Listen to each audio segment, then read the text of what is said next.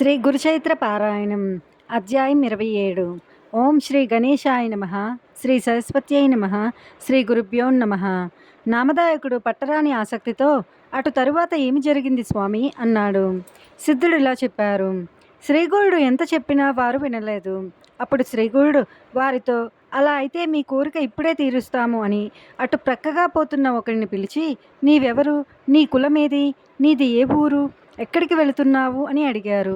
అతడు, అయ్యా, నేను కడజాతి వాడిని, నన్ను మాతంగుడు అంటారు, నేను ఈ ఊరి బయట ఉంటాను, ఈనాటికి నాపై మీకు దయ కలిగింది అని నమస్కరించాడు.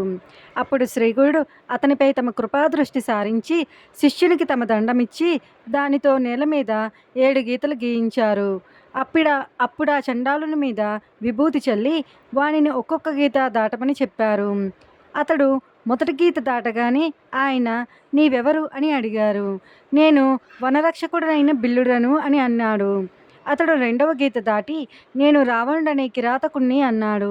మూడవ గీత దాటి, నేను గంగేయుడనే జాలయుని అని, నాలుగవ గీత దాటి, శూద్రుడనైన రైతును అని, ఐదవ గీతను దాటి, నేను సోమదత్తుడనే వైశ్యుణ్ణి అని, ఆరవ గీత దాటి, గోవర్ధన వర్మ అనే క్షత్రియుణ్ణి అని, ఏడవ గీత దాటి, నేను వేదవిదుడను అధ్యాపకుడను అయిన బ్రాహ్మణుడనని వెనుకటి జన్మలలో తానెవరో చెప్పాడు.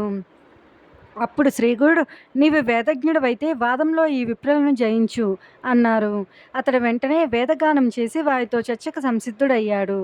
అది చూచి ఆ కుపండితులకు భయంతో నోరు ఎండింది, కడుపులో నొప్పి ఆరంభమైంది. అప్పుడు వారి స్వామి పాదాలపై పడి, స్వామి, సాక్షాత్తు పరమేశ్వరులైన మేము ధిక్కరించాము, బ్రాహ్మణులను దూషించాము, మాకు విద్య నేర్పిన గురువు ఆదేశం ఉల్లంఘించి మ్లేచ్చుల ఎదుట భేదం చెప్పి అతని సత్కారానికై ఆశపడ్డాము. మీరు సర్వసమర్థులు, మీ మహిమను తెలుసుకొనడం మా తరం కాదు, మమ్మల్ని ఉద్ధరించండి అని వేడుకున్నారు. అప్పుడు స్వామి, మీరు బ్రాహ్మణ దూషణ ధర్మోల్లంఘన చేసి ఎందరినో బాధించారు కనుక ముందు జన్మలో బ్రహ్మరాక్షసులవుతారు, చేసిన కర్మ అనుభవించక తప్పదు కదా అన్నారు. అప్పుడు వాళ్ళిద్దరూ శ్రీగురుని పాదాలపై పడి తమను కరుణించి తరుణోపాయం చెప్పమని ప్రార్థించారు. అప్పుడు స్వామి, విప్రులారా, మీకు పశ్చాత్తాపం కలిగింది కనుక మీ పాపంలో కొంత భాగం నశించింది. ఇక మీరు బ్రహ్మరాక్షసులుగా 12 సంవత్సరాలు జీవించాక ఒక బ్రాహ్మణుని వలన వేదంలోని నారాయణ వాకం వినడం వల్ల మీకు పిశాచతత్వం తొలగి ద్విజులై సద్గతి పొందుతారు అన్నారు.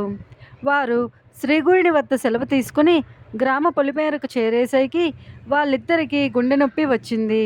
నదీ తీరానికి చేరేసరికి అది తీవ్రమై మరణించి రాక్షసులై 12 సంవత్సరాలు అక్కడే నివసించారు. తరువాత అక్కడ ఒక బ్రాహ్మణుడు మంత్రం గుర్తురాక ఇబ్బంది పడుతుంటే వారతనికి ఆ నారాయణ వాకం ఉపదేశించారు. తరువాత ఆ సద్బ్రాహ్మణుడు అది పఠిస్తుండగా విని ఆ పుణ్యఫలం వలన పాప విముక్తులయ్యారు. 7 జన్మల క్రిందట తాను వేదవిధుడన్న స్మృతి కలిగిన ఆ చండాలుడు స్వామికి నమస్కరించి, సద్గురోత్తమ, మీరు జ్ఞానజ్యోతి స్వరూపులు, పూర్వజన్మలో వేదవిధుడనైన నేను ఈ జన్మలో కడజాతి వాణ్ణి ఎలా అయ్యాను? త్రికాలజ్ఞులైన మీరు నాకు ఈ జన్మ ఏ కారణం వల్ల వచ్చిందో తెలుపవలసింది అని వేడుకున్నాడు. శ్రీదత్తాయ గురవే నమః. శ్రీ శ్రీపాద శ్రీ వల్లభాయ నమః. శ్రీ నరసింహ సరస్వత్యై నమః. గురుచైత్ర పారాయణం అధ్యాయం 22 సమాప్తం.